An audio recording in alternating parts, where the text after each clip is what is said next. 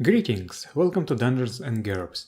I'm Enraged Eggplant, and in this video I'd like to tell you how I would make a D&D hexblade in GURPS. Hexblade is a class that was introduced in Complete Warrior in D&D 3.5. I might be wrong, so don't quote me on that, but I think that it was downgraded to a Warlock archetype in D&D 5e.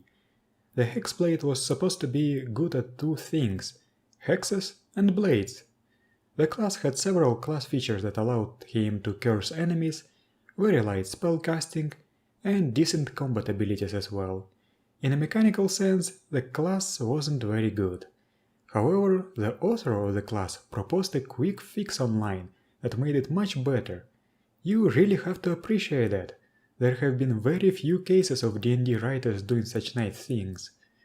In terms of flavor, hexblades were very cool. They had dark powers, were adept at combat and magic, and they even sound very edgy. Hexblade. And just look at the picture from Complete Warrior. I have always wanted to play a hexblade but never gotten a chance. So maybe it's time to play this concept in GURPS.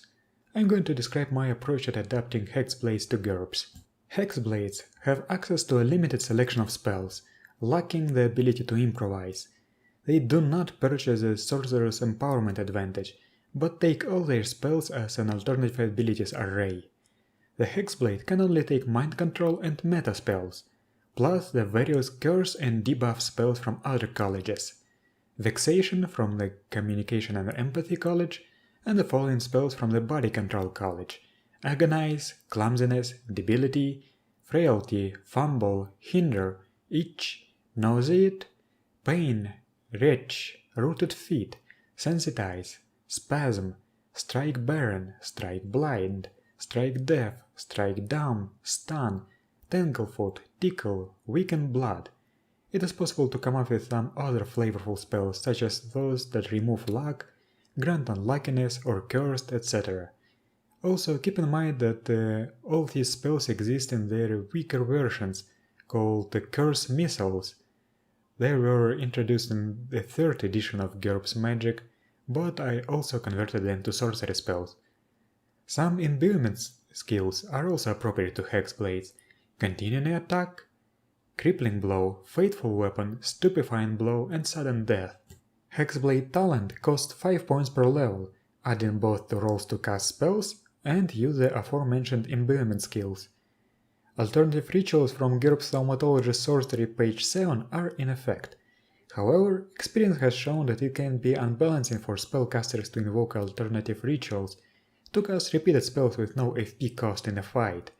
Because of that, the following rule is in effect: every hexblade spell with no FP cost takes the longer of normal casting time, or 1d+1 divided by 2 seconds to cast, rounded up.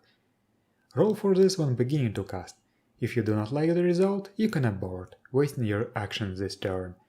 In most non-combat situations, you can simply ignore this limitation. This is a common house rule that I use, but it was not invented by me, but it was invented by PK.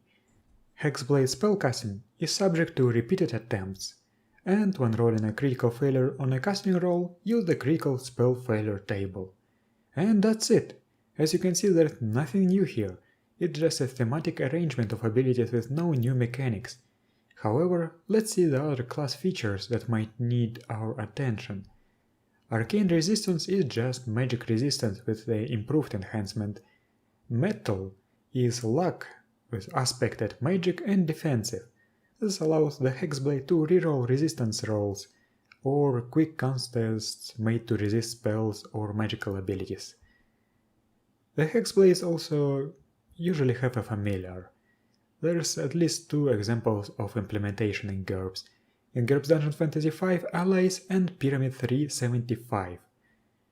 There's also the Hexblade's Curse. This is such a generic effect in D&D that I think it doesn't even need conversion. Just use a more appropriate spell.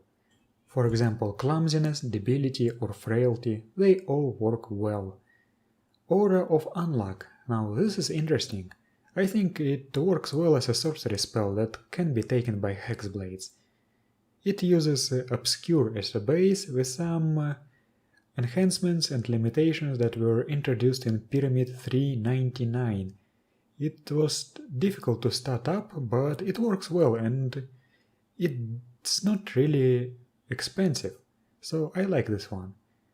I also made a 150-point occupational template that is linked in the description, but I think that this concept requires more points to shine properly. And that's it for this video. Thank you for watching, and I'll see you next time.